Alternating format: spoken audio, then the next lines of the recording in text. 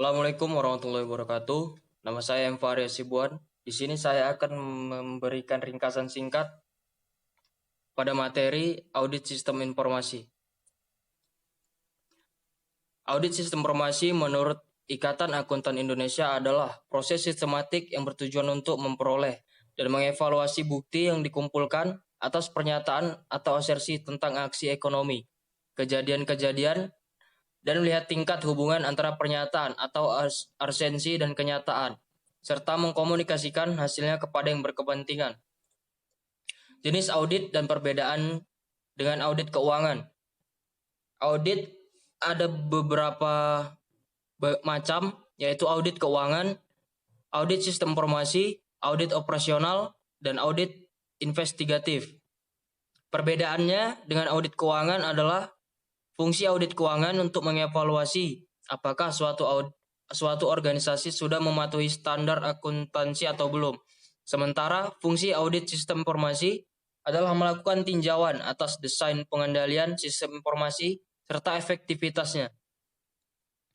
Selanjutnya adalah hubungan auditor dan audit. Audit merupakan praktik manajemen yang lazim dilakukan terhadap organisasi manapun di dunia. Tetapi masih sering sekali terjadi bahwa audit resisten terhadap pelaksanaan audit atau terhadap personil auditor.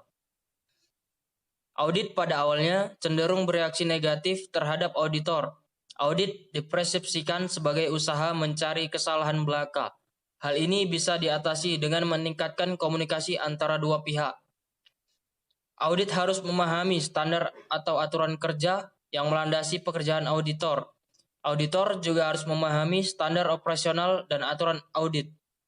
Audit setidaknya harus memahami beberapa hal mendasar sebagai berikut. Definisi audit, definisi temuan, atribut temuan, fungsi audit, jenis bukti, proses audit, dan jenis temuan. Selanjutnya adalah proses audit. Perencanaan audit terdiri dari tahapan sebagai berikut. Ruang lingkup, tujuan audit, organisasi tim audit, tinjauan hasil audit sebelumnya, dan identifikasi faktor risiko. Pengumpulan bukti audit terdiri dari tahapan sebagai berikut. Pengamatan SOP, pengamatan operasional, tinjauan dokumentasi, diskusi, pemeriksaan fisik, konfirmasi dengan pihak ketiga, trial error prosedur, pembandingan dengan dokumen sumber, pengambilan sampel audit, dan review analisis. Evaluasi bukti audit terdiri dari tahapan sebagai berikut.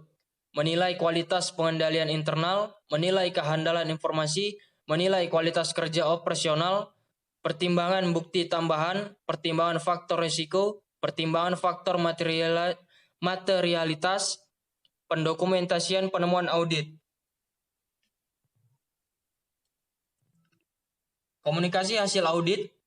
Kegiatan audit yang ditemukan dan yang diperoleh selama pemeriksaan akan dituangkan pada suatu laporan yang nantinya dapat digunakan manajemen untuk melakukan tindakan koreksi atas sistem pada organisasi. Proses audit komunikasi terdiri dari tahapan berikut ini. Membuat rekomendasi untuk manajemen, menyiapkan laporan hasil audit, menyajikan hasil audit kepada manajemen. Selanjutnya masuk kepada proses audit. Pengendalian. Audit sistem informasi berangkat dari paradigma atau pengendalian oleh pengelolaan manajemen, di mana pengelolaan tersebut dimulai dengan tata kelola. Pengelola tertinggi dapat mengendalikan semua hal dan pengendalian tersebut ditegakkan. Lebih jelasnya silakan lihat di gambar tersebut. Proses pengelolaan, memahami bisnis organisasi, identifikasi aktivitas kunci, dan menentukan kebutuhan organisasi.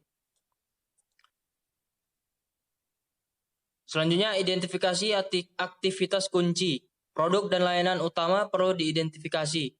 Hal ini berkaitan erat dengan pemahaman terhadap kebutuhan konsumen, kompetitor, dan respon mereka.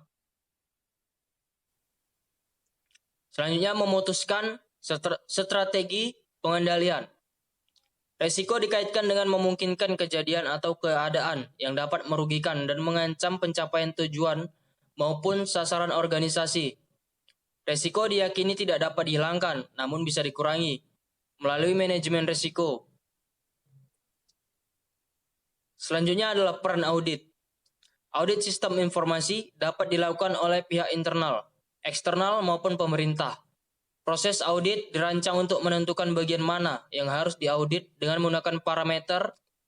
Selanjutnya adalah conceptual foundation. Dilakukan dengan mengimplementasikan analisa risiko terstruktur. Kemudian profesionalisme. Tugas pada audit sistem informasi adalah pada saat mengkomunikasikan hasil audit kepada manajer kunci dan pihak yang berkepentingan. Yang terakhir adalah regulasi, pengendalian, dan standar. Akreditasi dan standarisasi audit sistem informasi harus disediakan oleh pihak internal atau pihak lain yang memastikan pengamanan dan pengendalian memadai.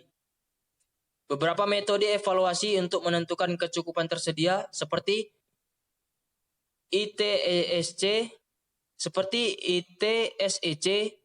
TCSEC, dan ISO 9000 dengan menggunakan standar seperti COBIT. Sekian penjelasan dari saya. Apabila ada kekurangan mohon dimaafkan. Assalamualaikum warahmatullahi wabarakatuh.